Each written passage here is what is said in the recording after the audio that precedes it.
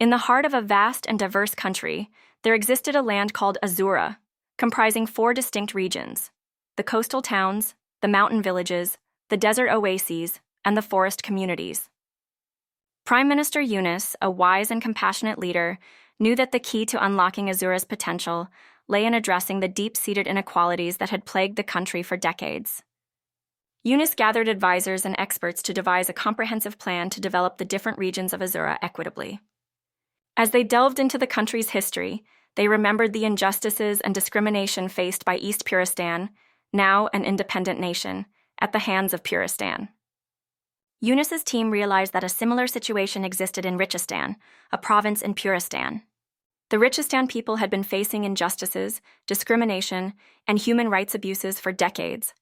Determined to learn from history, Yunus's government made a commitment to promote justice, equality, and human rights for all.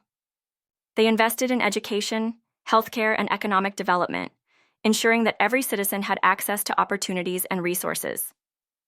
In the coastal towns, they invested in sustainable tourism, promoting eco-friendly practices and supporting local businesses.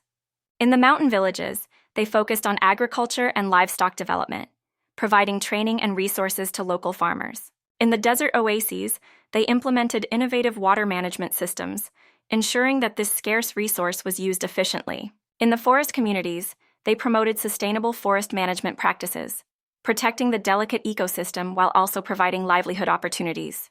Yunus's government also ensured that the benefits of development were shared equitably among all regions. To address the historical injustices, Yunus's government established a Truth and Reconciliation Commission to investigate and document the human rights abuses committed in the past. They also provided reparations and compensation to the victims and their families. Furthermore, Yunus's government reached out to the Richistan people and the government of Puristan, urging them to address the grievances and concerns of the Richistan people. They offered support and assistance to promote dialogue, reconciliation, and development in Richistan. As Azura continued on its journey to equitable development, Yunus's government remained committed to promoting justice, equality, and human rights for all. In a small village, there lived a young gardener named Maria.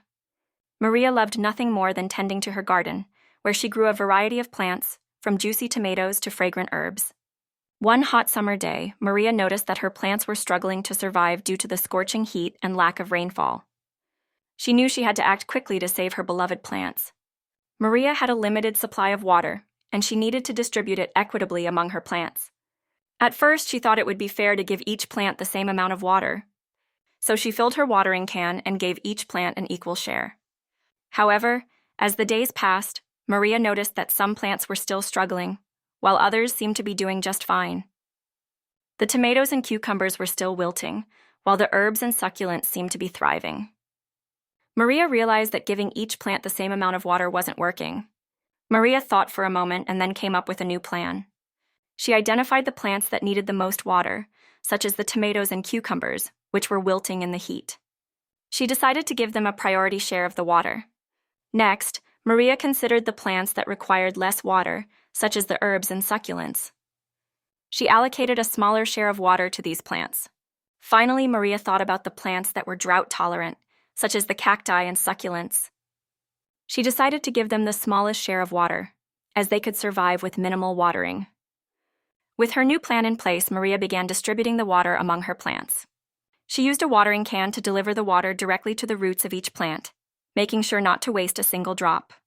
As the days passed, Maria's plants began to thrive once again.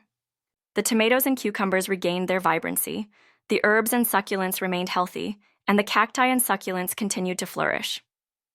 Maria's garden became a haven of plenty, where every plant received the right amount of water to survive and thrive.